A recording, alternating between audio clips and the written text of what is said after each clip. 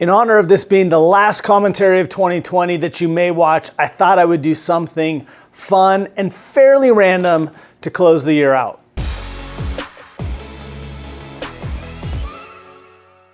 So while this technically is not the last commentary of the year, we do have something from the team around their favorite holiday memories for those of you who want to open up the commentary next Friday on Christmas. But for many of you, I know you'll be busy with other things. And so a few thoughts from things I've seen, read, and listened to this week that I wanted to pull together to share an end of year message. First thing we were watching was Charlie Brown's Christmas Story with the girls. And it struck me in watching that how Charlie Brown bemoaned his little Christmas trees, how a lot of us are feeling about 2020. If you don't remember, he says to Linus, "I guess you're right, Linus, I shouldn't have picked this little tree.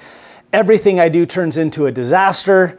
I guess I don't really know what Christmas is all about. Is there anyone who knows what Christmas is all about?" I think it's a disaster. Does anyone know what it's all about? Are sentiments that many of us are feeling around this year.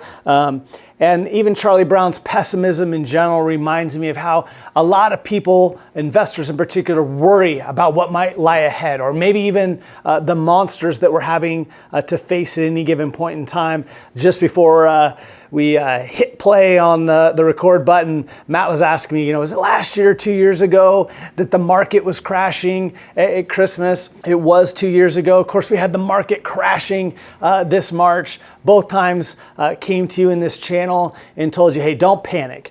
We think this is overdone, whether it was the fake fears of 2018 or the very real concerns of earlier this year. We're going to get through this. We're going to move past that.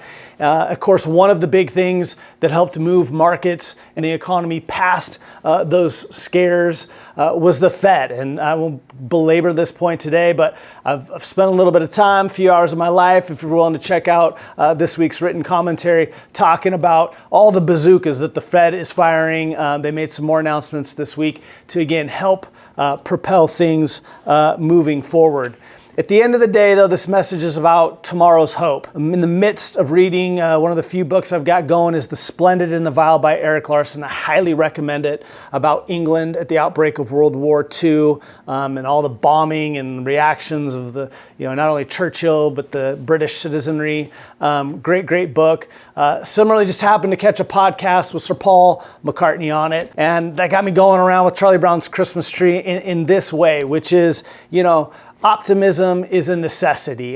Don't think it's a denial of the realities that both our current monsters and fears that we have to deal with, the things that could come, but really, again, a hope and a confidence that we're going to be able to move through them and that there's going to be a better tomorrow regardless of what may be happening today. And that's really what comes through loud and clear in the book, The Splendid and the Vile. But so too, interesting enough, Paul McCartney in a podcast, nothing to do with World War II, but he likened back to that very same era when people were asking him, the interviewers just telling him how much he had meant to them and their families and various memories around his music over the years. And he just said, hey, it's one of my life's great honors. But he used that moment to, again, talk about 2020 himself and just say, I'm an optimistic person. And I think, and I'm grateful for, again, quoting Paul McCartney, for my parents who in early 1940s, Liverpool, in the midst of getting bombed and the world feeling like it was going to end and the Nazis are going to invade, moved forward with hope, got married, had a baby who ended up becoming one of the world's most famous musicians that led to, again, all those beautiful moments that families have shared around his music. I think that's the mindset that I want us all to hopefully move forward with into 2021.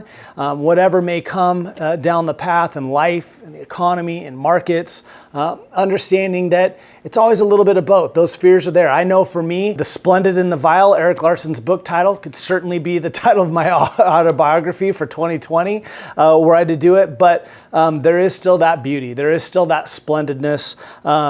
To close out with a couple quotes, Churchill, his famous quote is, I'm an optimist. It doesn't seem too much use being anything else. And I think there is a beautiful fatalistic side to being an optimistic and moving forward. And of course, as we're heading into Christmas week and the hope that that brings, Linus answered Charlie Brown to bring it full circle with, an angel said unto them, fear not, behold, I bring you good tidings of great joy, which shall be to all people. For unto you is born this day in the city of David a Savior, which is Christ the Lord. My hope is as we move into this season, this week, we'll remember where our hope comes from.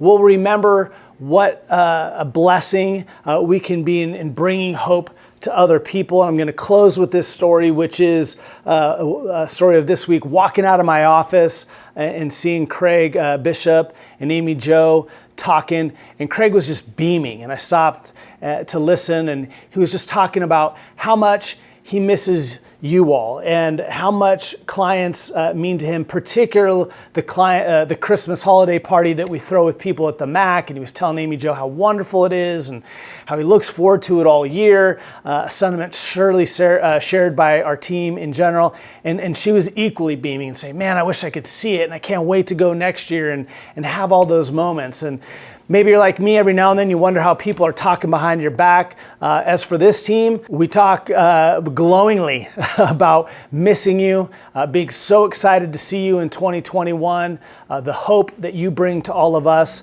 And again, it's something we hope we get to do for you all as well. With that, have a wonderful holiday season, a very Merry Christmas, and look forward so much to seeing you in the new year.